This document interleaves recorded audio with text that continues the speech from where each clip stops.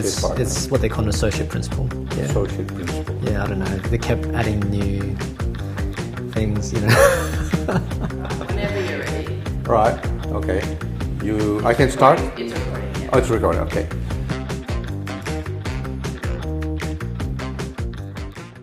My name is Martin Klaassen, and welcome to another edition of Light Talk. My guest today is Andrew Tang-Smith, associate partner at Woods Bagot, one of the big architectural design firms in the world. And I'm really pleased to see you again and to have this chat with you. Yeah. Welcome. Oh, it feels like it's been a long time. Yeah. I mean, last time we worked on this project together. Yeah. So I thought that would be also a good idea to have this chat and get an architect's point of view on lighting. But first of all, I would love to let our viewers know a little bit more about who is Andrew and what does he do and what's your journey? How did you come to be here? Okay. Yeah. I mean, first of all, obviously, I look after the Perth studio a lot from a design point of view, but I'm one of the design leaders here, and I started off in Beijing, so far away, you know, kind of where my roots were. Yeah. And I was there as part of a kind of a scholarship, would you say, a government-run scholarship. Right. So it was an internship to get into Woods Bagot, and straight out of uni, I was kind of didn't know what to expect, but basically worked, you know, got over there and worked really hard.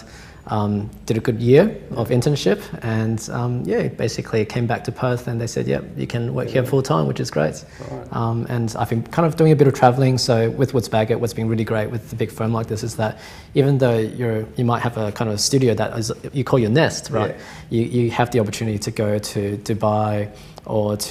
So for instance, being to Dubai, San Francisco, Melbourne, you know, a lot of the Australian cities. Did a bit of work back in China again the second time in 2015 again. Yeah, I remember that. So it's quite nice in the sense that you kind of feel like it's, you know, home. But even for a company like us, you see, we also have offices in different countries. You guys are in the mobile, world. Yeah. And we deal with your colleagues in Singapore, for instance. Yes. So it's nice to be able to be in contact with offices around the world. Yep. Obviously, there's a certain design style and a certain way that you guys work. And I find it quite refreshing to be able to work with your colleagues in Singapore, with you here. Yep. It's quite a nice collaboration. Was architecture always what you wanted to do? I'm a bit of a cliche architect, where yes, it was. I was a kid kind of making Legos and model planes and stuff. And I guess one of my big inspirations was my dad. So my dad... he's an architect too? Well, he's an interior architect by trade, but he actually came from a kind of era in China where they didn't have design as an actual thing that you study and go for. So it was very, very tough back then. Yeah. And so from his point of view, he actually fell into it. He started off as a car smelting, you know, kind of factory in the cars. Yeah.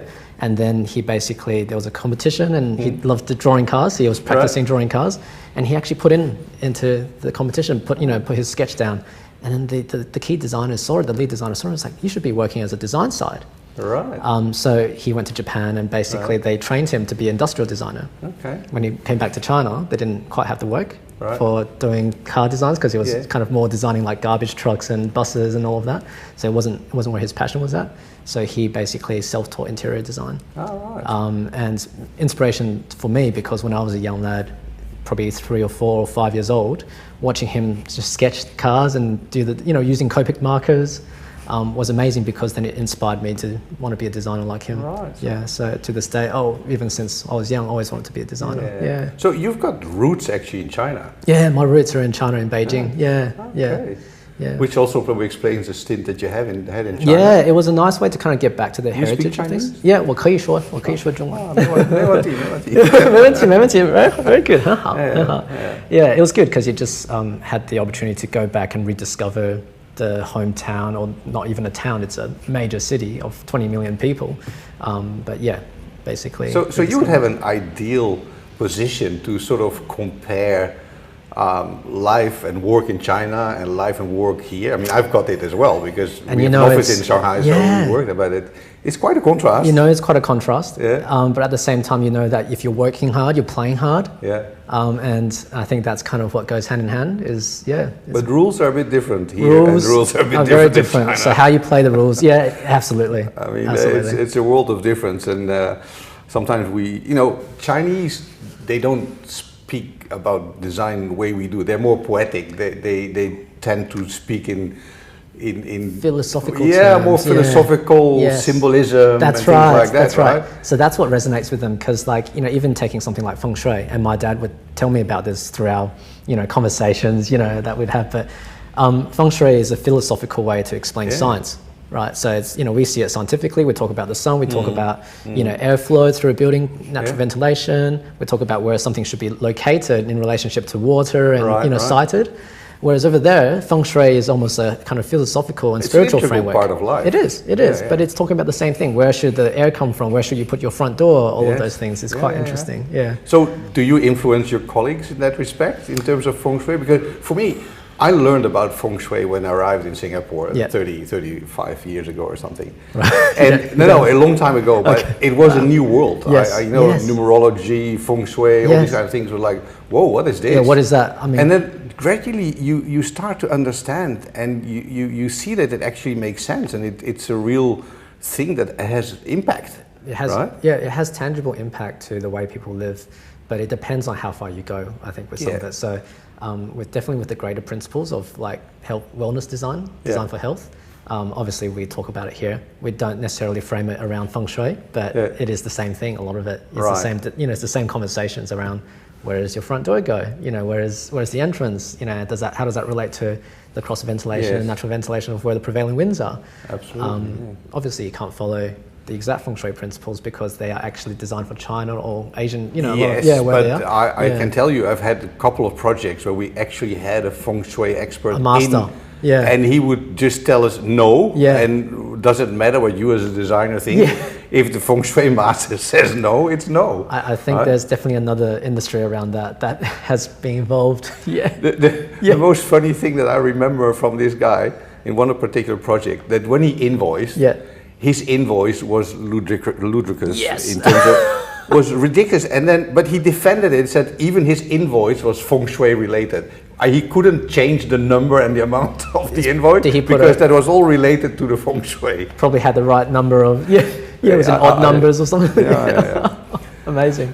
So of course I need to talk about lighting because that's why we're here, and I want to understand a little bit your point of view. What do you think? So do you remember, looking back, when was the first time you really got in touch with lighting and you realized that lighting meant something? Yes, absolutely. Look, I think just kind of as a child, when you're going into a space, whether it's a supermarket or whether it's a place that feels a lot more warmer, like a hotel lobby, the sense and the color temperature of the light really changes the mood that you're in. Yeah. And so, if you're in a harsh light condition, as a kid, kids know it, now with kids myself, you can understand that as well. Definitely as a young child, but from a project basis, it would be the Perth Airport. So that was when we were actually starting to work with lighting designers, and working around how do we actually achieve the greatest outcome around lighting, but then also how that integrates with the design of the architecture and the envelope and the internals, and then how it actually highlights certain things that you want people to be drawn to, and how it creates wayfinding elements, and how light kind of falls through a veil or bounces around within a kind of frosted glass wall. All those elements. I think as an architect, you need to understand how lighting impacts, because lighting, I sometimes say that lighting is the glue that gels everything together. But if you don't understand the importance of lighting and how lighting can really reinforced your message as an architectural designer, and how it can reinforce your concept. I think it's crucial to understand that. You take this building, for example. Yeah. The heritage facade is beautifully articulated from the Federation Free Classic style. Yeah. You wouldn't be able to appreciate it unless you had the lighting at night time, to really bring out the details. So yeah, absolutely. I was going to ask about this project anyhow, since we've worked on this project together. So what is your let's say your takeaways from working together? We met basically for the first time on this project a couple of years ago. And I could feel your enthusiasm for lighting, and you supported us throughout the project, which we really appreciated, because not always do we find architects that are supportive, strangely enough. Yeah, right. Yeah. But you were definitely there and supported the whole idea. But so what did you take away from our collaboration in terms of lighting? I love the fact that you were working hand in hand, and it was design thinking happening together. It was not about lighting being its own thing. It was lighting being integral, and it was a layer as part of the experience. But then also the kind of way that we collaborated together, and the way that you used to hand draw some of these little lighting concepts, and how does it work. The sketching together was really amazing, that kind of process. And then one of the other things that resonated was just how you actually layered lighting in when you were presenting. Yes. It's like it was this, then it was this, then this lights up, and that did that. It makes it clearer, right? It makes it very clear, and it tells the story of why we're doing the way we're doing. And then there's all of these things that contribute to lighting, including the internal lights and the street lamp light that comes on, and It is for us an educational process as well, because we need to take our clients and yourself by the hand and explain how we arrive at our final concept, because I can just show you a final render, but it's not easy to understand what the different layers are. So building it up and making you understand where the lights are, what the lights do, and why we have a light there is really crucial, because then it also makes sense to you. Because if you take one element away, you go, oh, something's missing. Yes, exactly. Yeah, that's right. Absolutely. Yeah. No, it was really enjoyable. In general, I mean, you work with many other consultants in your career, and as an architect also. Do you have any specific challenges that you always come across when it comes to lighting? Things it's coming, and then still it doesn't work out, or typical challenges that you come across? I think it's actually a really important one. So obviously working with consultants within the engineering field, they're great in terms of helping us understand what it is to meet the compliance elements. But when it comes to design of lighting and the mood of the space to achieve an ambience, you sometimes find you get to a point and you go, oh, when it's built, and you go, why was this light temperature not thought about a little bit more? It's like those things doesn't get picked up by some consultants that are not within the field of design. And so I found that to be very important, because those projects got built, and then you look and you go, well, if that was the right lighting design, it would have made a big difference to how that space is felt internally, but also perceived outside as well. Well, I think to us, creativity is also really important. Because we can engineer lux level designs, but it's not what you see, and it's the way you can appreciate a space and how lighting is somehow seamlessly integrated that I feel is the most important thing. It's not about the lighting, it's about how the lighting integrates in the overall space. And when you enter the space, it's not like, wow, look at the lighting. No, it should be like, whoa, look at this space. Yes, right? That's right. It's hand in hand, absolutely. So it's the ability to anticipate, I think, what is going to make a space look great. And obviously lighting is part of it, but it's also the interaction with what you and interior designers decide in terms of material finishes, color schemes, spatial layouts, all that has an influence. And that's a very good point, because I remember we were selecting certain materials and colors for the airport project, and the lighting designer on that project would say, well, this is going to affect the lighting. And likewise for another project that we're doing in South Perth with another lighting designer, is making it very clear that if this is too dark, it's not going to pick up the light that they're trying to. Well, okay, we need to make those adjustments, right? No, absolutely. I think that's a crucial role that we have, is to at least highlight the impact of what lighting can have on materials, material finishes, etc. That's right. Absolutely. I know that. Like, it's hands really down. important. So when you're getting a request for proposals all the time, and then somehow along the way a lighting designer needs to get involved. Yep. I mean, it's still something that not all clients appreciate, but you, I know, do appreciate that very much. What would you say would be the key role of the lighting designer in that whole process? How would you position them? Because sometimes I feel that by the time we get appointed, we are too late in the piece. Yes. You know, it's already way advanced, and anything that we suggest may already be difficult to achieve. Yeah. Somehow, depending on the project, and it very much depends on the context around the project and the size and scale of it. Some of the clients see lighting design as optional, but it sometimes might be extremely important because it's public. We're talking about public realm here. We're talking about public plazas and all of that. Yeah. And it's just sometimes hard to conceive that they have this attitude to it. But then, and this could be one particular client that has this particular attitude. So sometimes what would potentially help in that case is to actually show them what it is. And so doing some kind of small piece, it might be, kind of sharing the project with you and going, look, there is this project. Yeah. We are looking at thinking that lighting's going to have to play a big part of this, but we can't do it alone. What can you do with this image that maybe be able to tell the client the story of lighting that can be done in a different way? And so therefore it gives them a teaser of what the value could be that the rest of the consultants cannot do. Yes, absolutely. Yeah. Well, the other thing that probably plays a very big role is the enormous evolution of the lighting technology. Yeah. I mean, when I started, I literally only worked with fluorescent tubes and incandescent lamps. Yeah. Right. Right. Look at where we are today. Yeah, absolutely. And nowadays, the new generation doesn't even know these kind of light sources because you can hardly get them anymore. That's right. If at all. So it's all about LED technology. Yeah. And from my point of view, it has had an enormous impact on the way we design because I had to relearn, I had to reschool myself. Yeah. Because what I thought I knew about lighting was thrown out of the window, more or less, because LED lighting reacts and produces light in a slightly different way. But it has had a very big impact because, of course, it's a very compact technology, a very efficient technology, something that you could integrate in building materials. That's right. So I would imagine that you also have something to say about what LED technology has done for you as terms as an architect. Look, I think it's, in essence, it gives you more flexibility and freedom. Integrating it in ways that allows it to be concealed or very discreet. Yeah. The technology, in terms of the thinness of the lighting fittings itself, allows you to, create more effective and efficient ways to design. But I think what's really good is just the fact that it's sustainable, in terms of, the fact that, they've got long lifetime. And it's just, much more better for the environment overall. So that can only be a good story. Yeah. It is.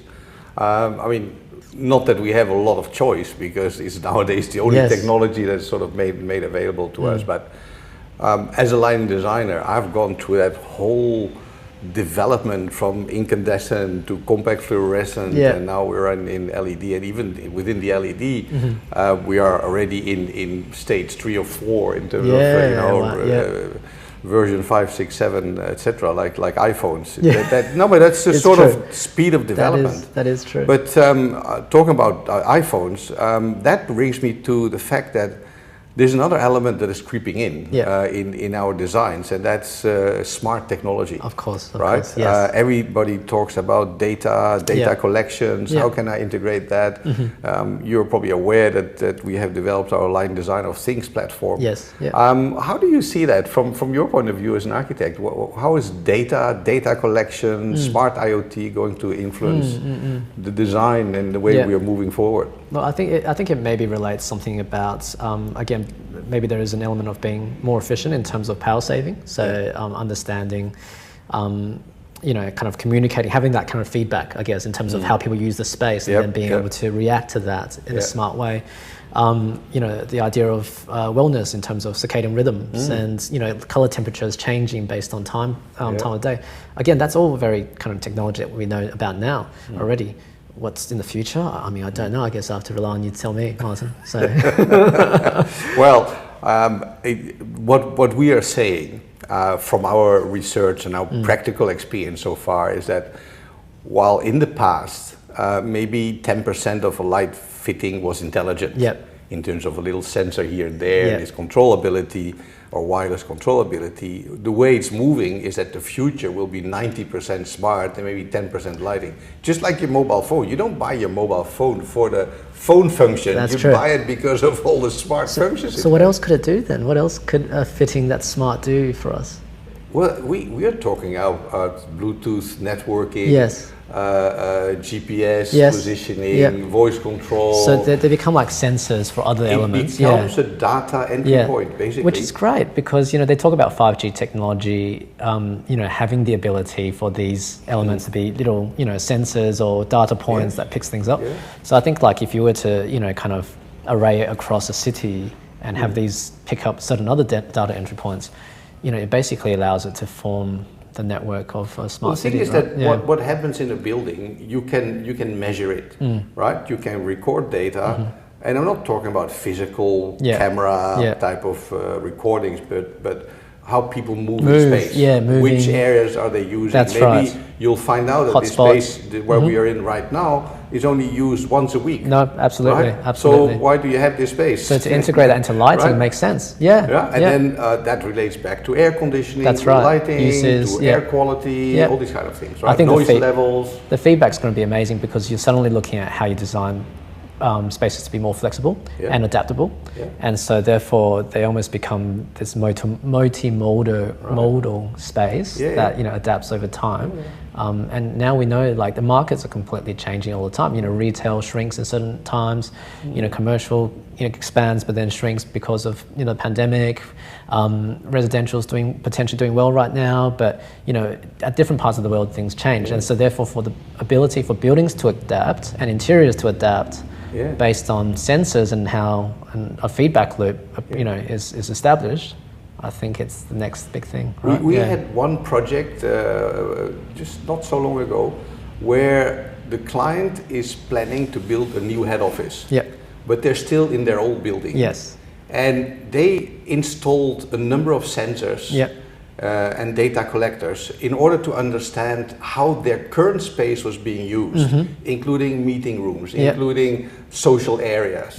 And that data collection was then used as an input for their new head office. Like they had meeting rooms for 20 people, they had meeting rooms for just 4 people. They found out that some of these meeting rooms were used for lunch. Yes. When they weren't designed for it originally. And they, for instance, also discovered that some areas near the windows were not used a lot for some reason. So they got a lot of information out of that, and that has helped drive the new design for the headquarters. And I think what's so interesting about that is that you know, because our business Woods Bagot has got this other partnership with another with ERA. I'm not sure if you heard of ERA.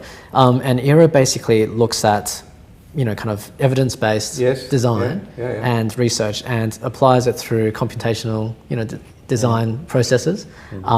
And basically understands, you know, behavior, pulls big data in, and then allows that to actually work with the design team to actually come to some of these solutions. It helps the clients visualize these elements, helps the clients understand these behavioral mechanisms. So therefore, you know, it's really about the data that they receive first. They're able to kind of translate that to give it to the design teams. But the data collection is the part that is not quite there yet. And I remember this one instance where, as part of Studio X, which was something that was co-run between Woods Bagot and Columbia University, I went to Shenzhen for that. And we basically ran it with ERA, our kind of computational design side of ERA, Open Systems. And it was basically about collecting data from these, what they call urban villages. Okay, so the urban villages of Shenzhen, which were these densely packed, you know, 4 or 5 story high buildings that were kissing each other almost, only like 1 meter difference. And these kind of network of laneways in the ground plane and almost kind of like mice scurrying around through these things as you walk through. The students from Columbia University were there to actually data mine and understand, you know, how certain elements like alleyways, certain elements of kind of nooks and all of that. And there's a logic in there, right? And how many doors there were, the intensity of windows and the aspect ratios of buildings changed the way that people move through. And we had the data collected by them, but the you know, obviously the the process and the outcome is only as good as the data that's collected first. Well, that's with all designs. Your final results as good as Yes. your design concept and how much time you spend That's to do right. the actual implementation. That's right. But I mentioned data because data needs an infrastructure to be connected to, and that turns out to be lighting. Yeah.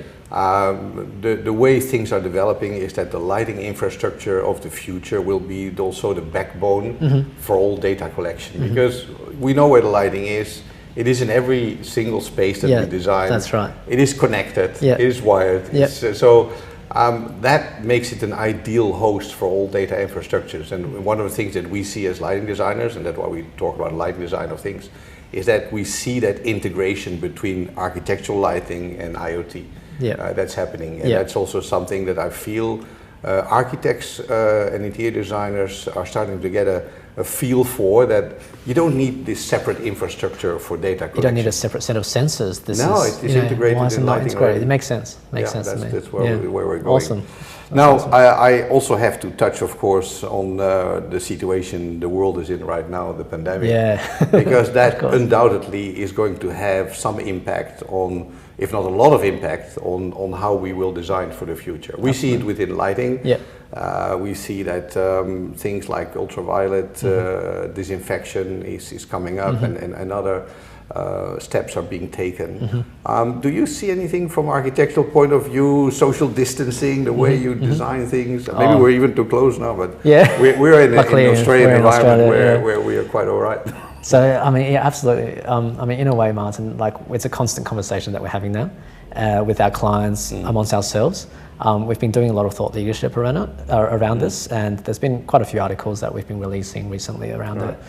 You know, and it kind of spans different sectors, you know, around, you know, whether in residential or multi-residential, should we say, about adaptable living within, you know, an apartment, right? An apartment that basically flips between living and work, because a lot more people are starting to, you know, do, you know, with obviously the advent of technology now, and we all have discovered working from home. Teams and working from home and Zoom, right? So the ability for that to happen within a small and efficient space, to have this kind of apartment that can adapt to that, was one of the things that we were exploring and putting out as a bit of a thought leadership piece. You know, other one is a very kind of obvious one, but you don't think about it right now, is, you know, traveling in the future. What airports are going to be like in the future. The idea of a kind of seamless journey through airports that are more experiential, putting passenger experience first, almost feels like you're coming into this space that is more about lifestyle and more about kind of inhabiting the space, whether it's, again, a mixed use kind of food and beverage, you know, kind of element. But what it does is that it breaks down the barriers of security, so that you're actually almost having your secure point at the end, but your luggages are kind of taken, you know, before you even leave, so you don't have to worry about the kind of check-ins. So it's making it a much more seamless and better experience. But at the same time, along the way, you're having less the need to interact, you know, with kind of luggages, changing these things and going through security elements.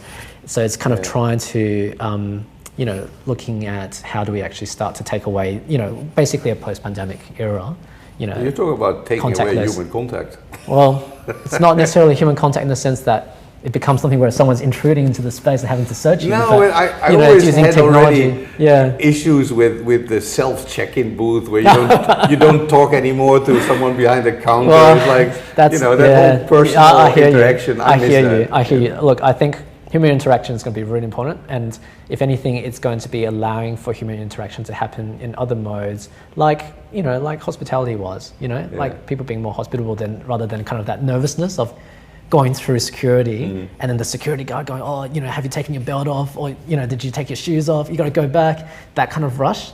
You become much more relaxed, because that's being made a lot more seamless through technology and through these processes, so that you can actually be greeted by almost someone like a concierge or whatever, you know, and be taken on a bit of an experience. It's about elevating the passenger experience, I think, is what this piece was exploring. And obviously workplace is a huge one. Okay. So we are now, you know, getting into that post-COVID situation. Yes. And hopefully some of the things that you have been mentioning will possibly happen. I look back and look at how things used to be. I don't think that we'll get back to there anytime soon. No. I mean, for somebody like me who used to be in a plane every week, Yes. This has been a very Yes. interesting experience. How's it felt, Martin? You're actually grounded now for once. Oh, guess what? I go camping and I go bush nowadays. But isn't that the great thing about what It is. this has happened? Yeah, It is, of course it is, it is. It's kind of So, grounded us all. I think it's very hard to look into the future, but one thing that I do know is I'm sure we'll see each other again in the future. Yeah. Thanks very much for this interview, Well, we're glad Andrew, to have you back and in person. it was my Martin. pleasure. Yeah, Thank you very absolutely. much. Thank you. Thank you. Yeah.